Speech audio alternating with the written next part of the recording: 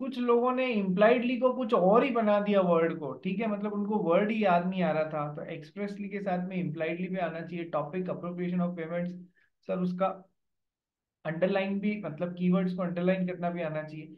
कुछ लोगों ने सर इसके बाद में सीधा कि sir as per time adjust कर दो, ठीक है, जो टाइम में पहले, अरे यार ये भी तो लिखो कि सर यदि डेटर ने यदि अप्रोप्रिएट नहीं किया है तो सेकंड लेवल पे क्रेडिटर अप्रोप्रिएट कर सकता है, यदि क्रेडिटर ने अप्रोप्रिएट नहीं किया है तो फिर टाइम के अगेंस्ट एडजस्ट कर सकते हो। यस, कुछ लोगों ने ये खा लिया कि है ना, एक तो ये था ना कि सर टाइम बार डेट के अगेंस्ट भी एडजस्ट कर सकते हो, ये गायब कर दिया। और बट अनडिस्प्यूटेड डेट्स के अगेंस्ट एडजस्ट नहीं कर सकते हो, ये खा गए, ठीक है। सॉरी, डिस्प्यूटेड डेट्स के अगेंस्ट एडजस्ट नहीं कर सकते हो, ये खा गए। तो माइन्यूट माइन्यूट बातें थी। कुछ लोगों की है ना हैंडराइटिंग ही इतनी गंदी थी कि एग्जामिनर को है ना वही स्क्रीन पे ही चेक करते हुए उल्टे आ जाओ, ठीक है, इतनी बेजार राइटिंग थी। कुछ लोगों ने मतलब है ना एहसान कर दिया लिख के, सच बोल रहा हूँ, अलग अलग तरीके की मिस्टेक्स हैं। तो जैसे कोई, कुछ लोगों ने सही में अच्छे से सेक्शंस मेंशन किए, कुछ लोगों ने नहीं भी किए, तो सब नंबर तो उसके भी होते हैं ना। मैं तो ये बोला आप लोग इसलिए सेक्शंस के पीछे मत पड़ो कि अपने को पास होना ज्यादा इम्पोर्टेंट है। कौन बोला? सर सर अगर मैंने सेक्शन मेंशन नहीं किया स्पेसिफिक, बट मैंने वही फॉर्मेट में निकाला तो भी चलेगा, या पास होने प्रोविजन लायक में सब मतलब डिफरेंट? देख, सेक्शन के नंबर्स कुछ जने बोलते हैं फाउंडेशन में नहीं होते हैं, अपने इस तरफ नहीं ध्यान दो कि फाउंडेशन में सेक्शन के नंबर्स नहीं होते हैं, अपने यही मान के चलेंगे कि या तो सेक्शन नंबर याद कर लो, उसकी एनर्जी नहीं है, प्लीज गलत सेक्शन नंबर मेंशन मत करना। नहीं याद करने की इच्छा है तो sir as per the provisions of the जो भी एक्ट है, Indian contract act, sale of goods act, ऐसा कर लो तो भी गाड़ी चल जाएगी, मामूली से नंबर कट के। बात समझ में आ गई? ठीक है, क्योंकि हर इतना दिमाग नहीं है अभी कि तुम लोग उसमें लगा सको कि सेक्शन नंबर, गलती से गलत सेक्शन नंबर मेंशन कर दिया ना, ब्लंडर हो जाएगा। ठीक है, चलिए आगे बढ़ते हैं अब। और अपन लोग कहाँ थे? अपन ने बेलमेंट वाला टॉपिक चालू किया था। चालू नहीं, उसमें duties of bailor or rights of bailee plus कुछ एडिशनल राइट्स होते हैं, ये भी पढ़ लिया था। और ड्यूटीज ऑफ, ये दोनों कर लिए थे अपन ने, है ना? एम आई राइट दर्शित? Yes sir. ठीक है, अब अपने को क्या करना है, ड्यूटीज ऑफ बेली करनी है और राइट्स ऑफ बेलर करने हैं। कि सर ड्यूटीज ऑफ बेली, वो तो राइट्स ऑफ बेलर होंगे प्लस कुछ एडिशनल और। ठीक है जी, चलिए ड्यूटीज ऑफ बेली से अपन स्टार्ट करते हैं। ड्यूटीज ऑफ बेली, कितनी ड्यूटीज हैं कि सर? करीब 6 ड्यूटीज हैं। क्या क्या ड्यूटीज हैं sir? It is the bailie's duty to take reasonable care of the goods bailed। ठीक है, बेली की ड्यूटी होती है कि बेलर ने जो उसको सामान अपना दिया है उसका वो रीजनेबल केयर करे। रीजनेबल केयर वर्ड को हम लोग पहले भी अंडरस्टैंड कर चुके हैं। सेकंड, इसको अभी डिटेल में पढ़ेंगे। Duty not to make inconsistent use of the goods, कि सर जिस प्रायोजन के लिए गुड्स लिया गया है उसी प्रायोजन के लिए, उसी पर्पस के लिए गुड्स का यूज किया जाए, कोई और पर्पस या गलत तरीके से गुड्स का यूज नहीं किया जाए। जैसे कि हमारा एंसिल फर्नांडीज है, ठीक है, एंसिल फर्नांडीज ने किससे एक बाइक मांगी अपने, मान लो एंसिल फर्नांडीज ने कनव से बाइक मांगी, ठीक है सर। अब एंसिल फर्नांडीज ने कनव से बाइक क्यों मांगी? कि यार मेरे को चलाने के लिए चाहिए, ठीक है, मांगी तो यही चलाने के लिए, लेके चला गया इसको रेसिंग करने के लिए। So what he is doing, he is making inconsistent use of the goods build ना, ऐसा नहीं करना है। ठीक है, और भी बातें हैं। Next, duty not to mix the goods, अपने गुड्स के साथ में, मतलब जो भी बेल्ड गुड्स है, एक्स ने वाई को कुछ गुड्स दिया उसके साथ में दूसरे गुड्स को मिक्स नहीं कर देना है। पहली बात तो ये ड्यूटी है, इस पे क्वेश्चन आया है, ठीक है, लास्ट टाइम। पहली बात तो ये कि ड्यूटी है कि गुड्स को मिक्स नहीं करना है। यदि किसी कारणवश मिक्स कर दिए हैं और गुड्स सेपरेबल हैं, तो सर सेपरेट करने का खर्चा फिर बेली को उठाना पड़ेगा, वो बेलर से नहीं मांग सकता, उसकी गलती से मिक्स हुए हैं। तो सर सेपरेट है, सेपरेबल है तो सेपरेट कर लीजिए, ठीक है। लेकिन यदि गुड्स मिक्स हो गए और सेपरेबल नहीं है, तो फिर सर अब कंपनसेट करना पड़ेगा बेलर को आपको उस नुकसान के लिए, ठीक है। जैसे कि बेली के बेली के बेलर ने बेली को अपना एक पर्टिकुलर क्वालिटी का चावल जो है वो रखने को दिया, ठीक है सर, 100 बोरी चावल थे, ओके सर। अब बेली खुद भी चावल का गोदाम मेंटेन करता था, सर उसने बेलर की 100 बोरी बेली ने अपने माल में, उसके नौकरों ने यहाँ पर आके मिला दी, बोरियां अलग अलग जगह रखी गई, पूरे इसके माल में मिक्स हो गई, ठीक है। सर गुड सेपरेबल है क्या? हाँ सर सेपरेबल इसलिए क्योंकि बोरियों में पड़े हुए हैं, ठीक है, इसलिए सेपरेबल है, बिल्कुल सेपरेट हो सकते हैं। जो इसके यहाँ से आया हुआ है, बस ठीक है, लेबर कॉस्ट बेयर विथ करनी पड़ेगी, जो 100 बोरियां मिक्स हो गई उसको छांट के वापस अलग जगह लगाना रहेगा। लेकिन सर गुड्स यदि सेपरेबल नहीं है, कैसे? कि सर इसके नौकरों ने क्या किया, बेली के स्टाफ ने क्या किया कि सर खुले हुए गेहूं, सॉरी चावल में इसकी तरफ से आए हुए बोरियों को खुले हुए चावल में के साथ मिला दिया। अब क्या एक एक दाना मिलके बैठ के सेपरेट कर पाओगे? नहीं सर, ऐसा पॉसिबल नहीं, तो गुड सेपरेबल नहीं है, तो अब यहाँ पर उस चीज के लिए से कंपनसेट करोगे, बहुत सारी बातें। Next, fourth, duty to return back the goods, ठीक है। तो सर बेलमेंट का तो पर्पज ही यही है कि that goods needs to be return back और disposed of as per the directions of the bailor, तो सर रिटर्न बैक भी एक चीज है। Duty to return any increase in bailed goods bailed, कि सर बेलर ने बेली के पास में गुड्स रखाया है, उसमें यदि कोई इंक्रीज हो गया है पड़े पड़े, तो सर वो भी तो ओरिजिनल गुड्स के साथ में इंक्रीज भी लौटाना होएगा। इंक्रीज लौटाने से मना नहीं कर सकता है, ऐसा नहीं कह सकता कि आपने तो मुझे यही दिया था, ये तो बाद में इंक्रीज हुआ है, तो मैं तो आपने जो दिया वही लौटाऊंगा, इंक्रीज नहीं लौटाऊंगा, ना ना ना ना, ऐसे नहीं कर सकता है। Next, duty not to set up adverse title against bailor, sir bailor के अगेंस्ट जो भी है, सर ये कोई बेलर से बेली को only possession of goods transfer हुआ है, ओनरशिप ट्रांसफर नहीं हुई है, पोजेशन ऑफ गुड्स ट्रांसफर हुआ है, ओनरशिप ऑफ गुड्स ट्रांसफर नहीं हुई है, सर है ना, सॉरी, ओनरशिप ट्रांसफर नहीं हुई है, तो सर इतनी सी बात है,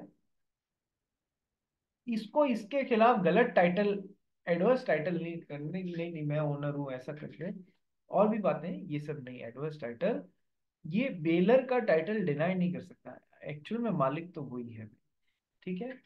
चलिए, तो ये हो गई आपकी ड्यूटीज ऑफ बेली।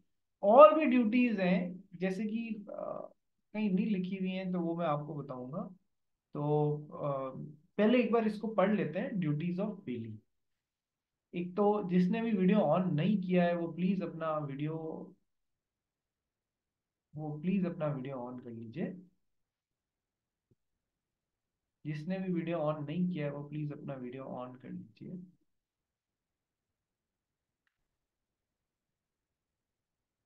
जश, तो मैं क्लास से घर जा रही हूँ।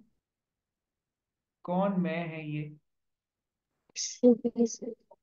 हाँ भाई, ठीक है, आप घर पहुंच के ऑन मैं कर। क्लास से घर जा रही हूँ। हाँ। चलिए, मैं क्या बोल रहा हूँ, let's start reading the duties of bailee. Agarwal साहब पढ़ना चालू करो। Bailey to take reasonable care of the goods bailed, section 151 and 152। Sir ये पढ़ लिया था। ये पढ़ लिया था अपन ने, ठीक है। शांति ला, हाँ टेक चंद पढ़ लिया था ना यार, बिल्कुल सही बोल रहा है। ये सेकंड पढ़ा था क्या, duty not to make inconsistent use of the goods? हाँ सर। हाँ सर। आई डोंट थिंक ये सेकंड वाला पढ़ा था अपन ने। नहीं सर, टेक चंद के बाद सेकंड वाला पढ़ा था जाता। ठीक है, पढ़ लेता हूँ। एक मिनट, एफएन बाकी लोग बताओ भाई, ये पढ़ा था या नहीं पढ़ा था, ये सही बोल रहा है या नहीं? खरतड़े, देवांश, हाँ सर, ये पढ़ा पढ़ा था पढ़ा क्या? तो सर पढ़ा लेते हैं। था पढ़ा था। पढ़ लिया हाँ तो पढ़ा फिर था हम सर। लोग टाइम खराब नहीं करेंगे। ठीक है। Third, duty not to mix the goods. तो उसमें भी ये गुड्स नहीं पढ़ा। सेपरेबल है या नॉन सेपरेबल है, इस बात पे काफी कुछ डिपेंड कर जाएगा। बट इट इज ड्यूटी कि सर अपने गुड्स के साथ में बेल्ड गुड्स को मिक्स नहीं करना है बेली को। आओ पढ़ते हैं। Not to mix the goods, section 155, 156 and 157. If goods mixed with the consent of the baler, then both parties will have to proportionate interest in the mixture.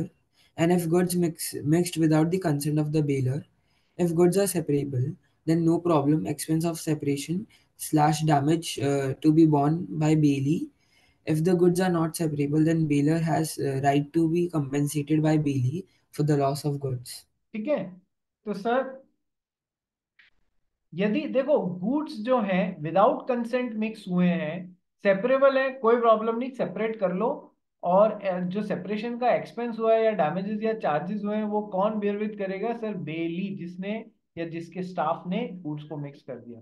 Now if the goods are not separable, चावल का जो example लिया था ना, खुले चावल एक दूसरे में मिक्स कर दिए तो फिर bailor has right to be compensated by bailee for the loss of the goods. ठीक है, bailor has right to be compensated by the bailee.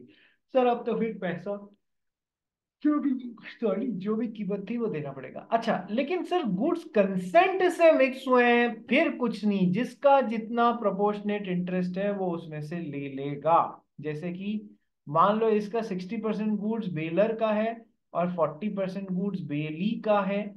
Sir तो फिर जिसका जितना प्रोपोर्शनेट इंटरेस्ट है वो ले लेगा। ठीक है जी, बात समझ में आई? 6:4 के रेशियो में या 3:2 के रेशियो में ये लोग आपस में उसका प्रोसीड्स या फिर वो माल बांट लेंगे। ठीक है। Next duty, duty to return the goods. पढ़ना भाई। Duty to return the goods, section 160 and 161. Bailey to return or deliver bailed goods according to the bailor's discretion without demand from directions. directions without demand from bailor as soon as the time of bailment expired or the purposes of bailment accomplished. ठीक है, bailee to return the goods और deliver the bailed goods according to the bailor's directions. ठीक है। Sir देखो अपन ने तो bailment की definition में ही पढ़ा था कि बेलर ने बेली को गुड्स दिया है for some purpose, when the purpose is accomplished the goods will be return back और disposed of as per the directions of the bailor. ठीक है, तो बिना इसके बोले जब पर्पस अकम्प्लिश हो गया है तो या तो गुड्स को रिटर्न बैक कर दो या फिर इसके इंस्ट्रक्शंस के अकॉर्डिंग डिस्पोज ऑफ कर दो। ठीक है, without demand from the baler. या तो जब पर्पस पूरा हो गया है या फिर आपने कोई एक टाइम के लिए लिया है और वो टाइम पूरा हो गया है। जैसे कि सर देवांश ने दक्ष अग्रवाल को अपनी बाइक एक दिन चलाने के लिए दी थी। तो जब वो एक दिन टाइम, इधर वो पर्पस जो है वो तो ठीक है, टाइम पूरा हो गया ना, ये टाइम पे बेस्ड वो है, बिलमेंट है। जब टाइम पूरा हो गया तो फिर goods will be return back, इसके बोले बिना इसको गुड्स रिटर्न कर देना है। ठीक है जी, बात समझ में आ गई? Next, so in the absence of any contract to the contrary या अदरवाइज कॉन्ट्रैक्ट, यदि कॉन्ट्रैक्ट में कुछ अदरवाइज लिखा हुआ है तब तो वैसा हो जाएगा, नहीं तो क्या है कि sir bailee is bound to deliver any, sorry sorry sorry sorry, Bailey to return or deliver bailed goods according to bailor's directions without demand from bailor as soon as the time of purpose is accomplished. If the goods are not returned or delivered or tendered by default of Bailey, sir goods या तो return नहीं किए गए या deliver नहीं किए गए या फिर कम से कम टेंडरिंग ही कर दो, भाई मैं माल लौटाना चाहता हूँ, बोलो कहाँ कैसे क्या लौटाऊं। ये बेली ने खुद से चला के नहीं किया, then he is responsible to bailor for any loss, destruction or deterioration of the goods from that time. Sir या तो देखो ये बहुत इंपॉर्टेंट है, बहुत ही इंपॉर्टेंट है। सर या तो बेलर ने बेली को जो गुड्स दिया है उसका टाइम पूरा हो गया है या पर्पस पूरा हो गया है, तो सर यहाँ रिटर्न बैक कर देना है बिना इसके बोले। ठीक है सर। यदि इसने रिटर्न बैक नहीं किया और उन गुड्स को कुछ नुकसान हो जाता है तो फिर अब उसकी पूरी जिम्मेदारी बेली की रहेगी। ठीक है, ध्यान रखना ये पॉइंट, इस पे कभी कभार क्वेश्चंस आ जाते हैं। ठीक है। सो डिस्ट्रक्शन और deter he is responsible to bailor for any loss और डिस्ट्रक्शन और deterioration of the goods from that time. ध्यान रखना भी, इस पे क्वेश्चंस आ सकते हैं। Next, duty to return any increase in bailed goods. हमारा एंसल कहाँ चला गया? Anslu I you sir. यही है, दिख तो नहीं रहा है मेरे को। हाँ अब दिखा। दक्ष अग्रवाल, देवांश, दिशी, जश शाह, कनव, कोई भी नहीं दिख रहा मेरे को तो। कविश, कविश मिया कहाँ चले गए? मैं भी घर ही आ रहा हूँ बस। घर ही आ रहा है, ठीक है। तू फर्स्ट आया है आज नंबर में, टेस्ट में। हम्म। देवांश नीचे से आया है, अब तेरे को ऊपर से फर्स्ट आना है, ध्यान रखना। कविश, हाँ सर। ठीक है। ये मेरा तेरे से वो है, रिक्वेस्ट है कि तू इस बार फर्स्ट 3 पे ला के बताएगा जब भी नेक्स्ट टेस्ट होगा। ठीक है बेटा? Yes sir yes. ठीक है। तेरा टीचर तेरे से मांग रहा है, तेरे को देना ही पड़ेगा अब। चलो नेक्स्ट। अब हाँ, हम लोग क्या बोल रहे थे? हमारा एंसल है भाई, ठीक है। एंसल एक दिन रास्ते से जा रहा था, भेलपूरी खा रहा था। इसको रास्ते में क्या मिली? इसको रास्ते में पहली सिचुएशन, इसको रास्ते में एक काऊ मिली। ठीक है, गाय मिली। गाय को भी एंसल के पल्ले ही पड़ना था। ठीक है सर। अब इसने रास्ते में खूब चिल्ला चिल्लू बोला, अरे भाई इसका मालिक कौन है, ले जाओ इसको जंगल में, नहीं तो कोई जंगली जानवर इसको खा गया वो मार के, तो कोई फिर दिक्कत हो जाएगी। पर कोई नहीं आया। तो एंसल यार इतना भी निर्दयी नहीं है, एंसल के सीने में भी मतलब है ना वो दयालुता है। ठीक है, तो एंसल उस काऊ को अपने साथ ले गया। Okay sir. काऊ को अपने साथ ले गया, उसकी पूरी केयर टेकिंग वगैरह करी। Yes sir. उसके मालिक को भी ढूंढने की कोशिश करी, उसका काऊ को डॉक्टर वगैरह को भी दिखाया, उसका कोई जो भी उसको चाहिए था मेडिकेशन वो दिया। Okay sir. सर मालिक को ढूंढते ढूंढते अराउंड 30 डेज लग गए। ठीक है, यस सर। उससे पहले 16th डे पे काऊ ने एक काफ को जन्म दिया। Yes sir. ओके। अब मालिक मिल गया 30th डे पे, तो सर एंसल की ड्यूटी है ना कि ओरिजिनल ओनर को जब भी वो मिले तब गुड्स रिटर्न करना है। जो भी इसके खर्चे वगैरह हुए वो ओरिजिनल ओनर ने दे दिए। ठीक है, तो फिर अब राइट ऑफ लियन की तो बात ही नहीं है। तो एंसल ने कहा ठीक है मैं आपको काऊ दे देता हूँ। ओके। अब ओरिजिनल ओनर लड़ा इससे एंसल से, भैया केवल काऊ थोड़ी देगा तू, काऊ के साथ में उसका काफ भी देगा मेरे को। एंसल अड़ गया।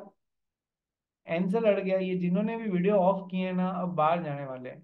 ठीक है, एंसल अड़ गया कि नहीं भाई, मुझे रास्ते में काफ मिली थी, काऊ मिली थी, तो मैं काऊ ही रिटर्न बैक करने का मेरा बेलमेंट है, बाकी कोई मेरा ड्यूटी नहीं है देने की। दोनों में लड़ाई हुई। एंड में पता पड़ा कि इंडियन कॉन्ट्रैक्ट एक्ट में लिखा हुआ है कि सर गुड्स ही नहीं, उसके साथ में रिटर्न इन गुड्स बेल्ड भी देना है। Return in goods bailed, increase in goods bailed भी देना है। यानी काऊ ने काफ को जन्म दिया तो काफ भी काऊ के साथ में रिटर्न हुई।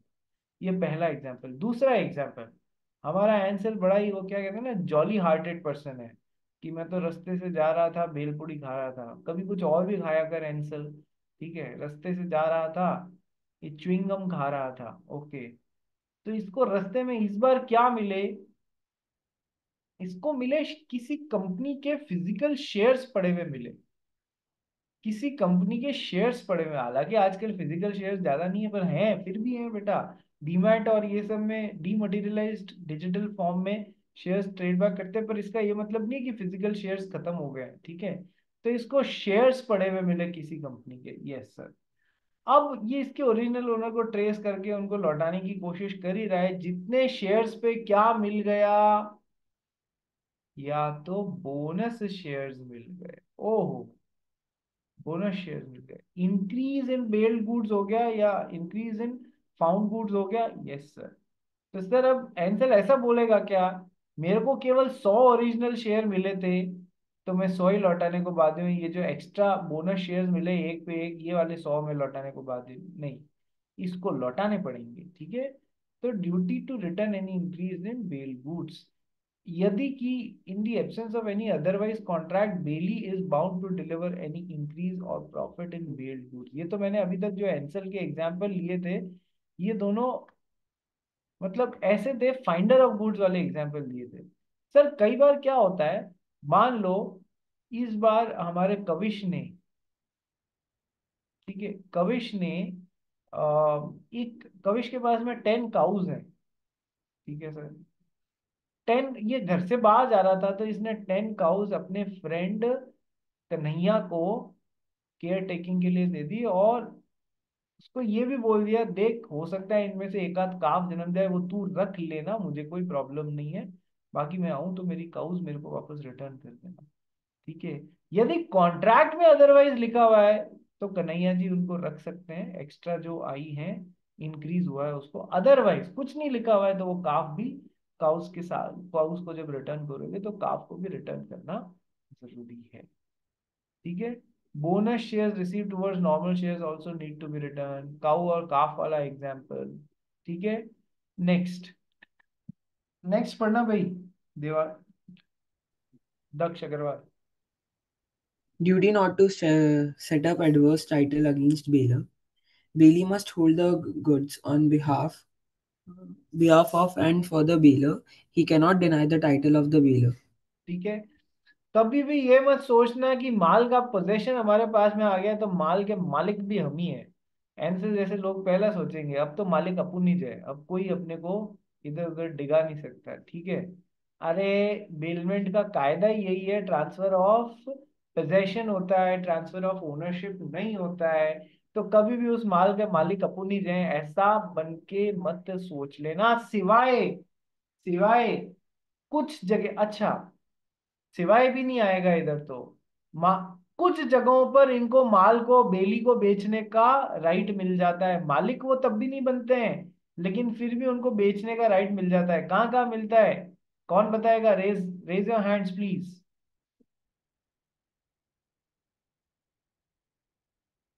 कुछ जगह बेली को माल को बेचने का अधिकार मिल जाता है, कौन सी जगह है वो? यस, पहला दक्ष अग्रवाल बता। सब सर जब जो रीजनेबल केयर की है और उसके एक्सपेंसेस 2/3 ऑफ द गुड्स से ज्यादा हो जाता है उस केस में। ठीक है, रीजनेबल केयर करी है और उस रीजनेबल केयर में जो गुड्स है उसकी वैल्यू का 2/3 या उससे ज्यादा, इक्वल भी चलेगा और उससे ज्यादा वैल्यू उसका केयर टेकिंग पे खर्चा हो गया है, तो फिर अब वो माल को बेच सकता है, मालिक कभी भी नहीं बना है। ठीक है। सेकंड, देवांश। मेरे को भी वही वाला याद था सर। तो दूसरा एक और याद कर ले बेटा, बता।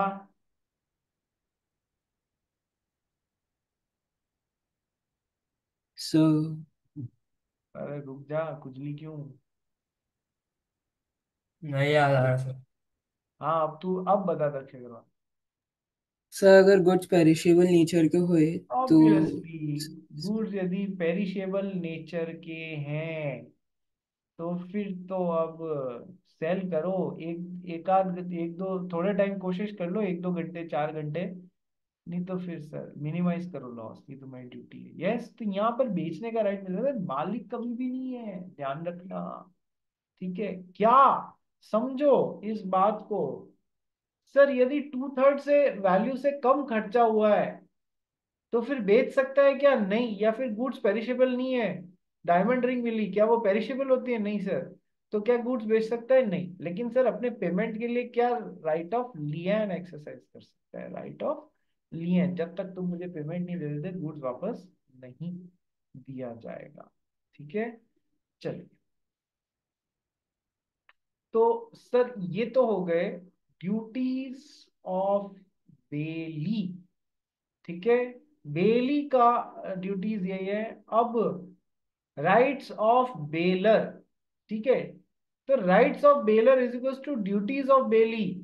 सर बेलर है जिसने अपना माल बेली के पास में रखाया, देखो क्या उसको राइट नहीं मिलेगा कि भैया तुझे मेरे माल का रीजनेबल केयर लेना है, रीजनेबल केयर करनी है, एक्सपर्ट केयर नहीं, जैसा कि एक ऑर्डिनरी प्रूडेंस का आदमी सिमिलर सर्कमस्टांसेस में अपने खुद के माल की केयर करता वैसे। सेकंड, ओए तू मेरा माल गलत यूज नहीं कर सकता है, तूने मेरा घोड़ा चलाने के लिए लिया, इसको रेस में नहीं दौड़ाना, ठीक है, not to make inconsistent use of goods. मान लो देवांश ने है ना कविश की कार उधार पे ली एक दिन के लिए, कि सर किस लिए, कि यार कुछ नहीं, परिवार के सदस्यों को फैमिली फंक्शन में इधर से उधर ले जाने के लिए चाहिए। Okay sir. बाद में पता पड़ा, कविश देखता है कि देवांश उस कार में है ना बोरे भर भर के और माल भर भर के एक जगह से दूसरी जगह ट्रांसफर कर रहा है। तो he is using the goods for other than the purpose for which it was given. No, yes sir, तो ये इनकंसिस्टेंट यूज है, गलत है, तो बेलमेंट खत्म कर सकता है वो, ठीक है। Next, not to mix the goods, separable non separable की कहानी, प्लस कंसेंट से मिक्स हुए हैं तो अलग बात। Next, duty to return the goods plus also the increase in the goods and duty not to set up an adverse title against. Next sir, इसके अलावा और क्या राइट्स और हैं बेलर के, कि सब एडिशनल राइट्स भी हैं। सर ये 6 एडिशनल राइट्स हैं, बहुत अच्छे राइट्स हैं, एग्जाम में आने लायक हैं। Duties of bailor, rights of bailee, duties of bailee, rights of bailee, bailor bailee और दोनों के ड्यूटीज और दोनों के राइट्स एग्जाम में आ सकते हैं। नेक्स्ट, तो सर और क्या क्या राइट्स हैं बेलर के, कि सर पहला, right to terminate the bailment in case of inconsistent use of the goods. Goods को लिया गया है कोई एक पर्टिकुलर पर्पस के लिए और सामने वाला उसका गलत तरीके से यूज कर रहा है, तो अपन बेलमेंट को के कॉन्ट्रैक्ट को टर्मिनेट कर सकते हैं, ठीक है, यदि तुमने मेरा माल जो लेके गए हो उसका इनकंसिस्टेंट गलत तरीके से यूज कर लिया तो। Second, right to demand back the goods upon premature termination और प्री मेच्योर टर्मिनेशन। एक बार इसको पढ़ना रहे।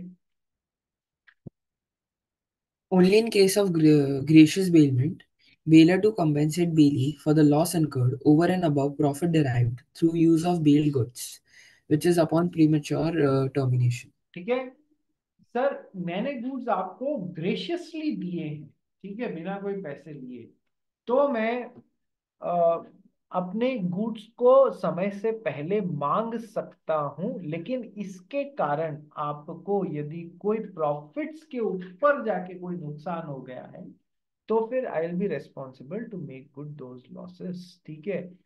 तो लेकिन मैं मांग सकता हूं, ये बात ध्यान रखना, राइट्स ऑफ बेलर, ठीक है। Next, right to file a suit against wrong doer to goods और थर्ड पार्टी। देखो ऐसा है, समझना बात को। हमारी ऋचा जी हैं, ऋचा जी ने अपनी कार ऋचा जी ने अपनी कार श्रुति खरतड़े को चलाने को दी, ठीक है सर, फ्री में ऐसे ही दे दी, फ्रेंड्स हैं तो। अब श्रुति खरतड़े कार को ड्राइव कर रही थी, तभी एक एंसल नाम का व्यक्ति वहां पर आया और उस कार पे पत्थर फेंकने लग गया, ठीक है। उससे कार का कांच टूटेगा, यस सर, कार पे डेंट वगैरह आएगा, यस सर, ठीक है। तो अब सर एंसल के खिलाफ केस कौन कर सकता है? ऋचा जी कर सकती हैं जिनकी वो कार है, या फिर श्रुति खरतड़े कर सकती हैं जिन्होंने उस कार का पोजेशन लिया हुआ है। केस कौन कर सकता है? सर प्राइमरी राइट बेलर का होता है, जिसने उस गुड्स को बेली को दिया है, प्राइमरी राइट बेलर का होता है एंसल के खिलाफ केस करने का, ठीक है, क्योंकि गुड्स उसको बिलोंग करते हैं। तो sir right to file a suit against the wrong doer to goods और द थर्ड पार्टी, पढ़ना भाई। Sued by bailor and bailee against wrongdoers, Section 180. Third person deprives bailee from the use of bailed goods, that is injured the goods. Either bailor or bailee may file a suit against him. ठीक है, second भी पढ़ फिर समझाता हूँ। Whatever is obtained by the way of relief or compensation in any such suit shall be dealt with or apportioned between bailior and the other bailee according to the respective interests. Section sir 181. ठीक है, थोड़ा सा मैं अपने आप को correct करता हूँ कि सर यदि गुड्स को किसी ने नुकसान पहुंचाया है तो सर दोनों में से कोई भी केस उसके खिलाफ ठोक सकता है, ठीक है। तो सर आइदर बेलर और बेली में फाइल अ सूट। देखो बेलर तो क्यों, क्योंकि इसलिए क्योंकि गुड्स उसका है, अल्टीमेटली ये रिटर्न होएगा, उस पर ओनरशिप आज भी रिचा की है। तो सर एंसल पे केस ये तो इसलिए, और श्रुति खरगड़ इसलिए क्योंकि कॉन्ट्रैक्ट में उसको यूज लेने का मजा से एंसल ने उसको डिप्राइव कर दिया, ठीक है सर।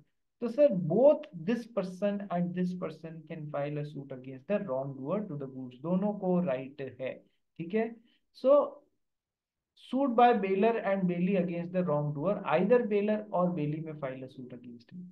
अब सर रिलीफ के एंसल को उसका कीमत चुकाना पड़ा जो भी उसने गड़बड़ करी थी। सर ये कौन अधिकारी होगा? सर एज पर देयर रेस्पेक्टिव राइट्स दोनों में वो अपोर्शन हो जाएगा।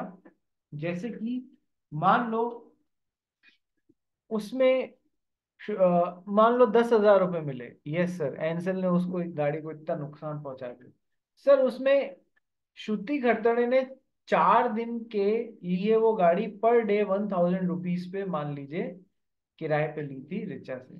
तो सर ये 2 दिन गाड़ी चला नहीं पाई क्योंकि वो गाड़ी को गैरेज में सही होने जाना देना पड़ गया। तो सर 10,000 में से 2,000 रुपये जो इसका नुकसान है वो तो ये रखेगी, बाकी के 8,000 रुपये इसको मिल जाएंगे। मतलब कुछ एक फॉर्मूला डिराइव होना चाहिए कि वो पैसा दोनों के बीच में कैसे बटे, ठीक है।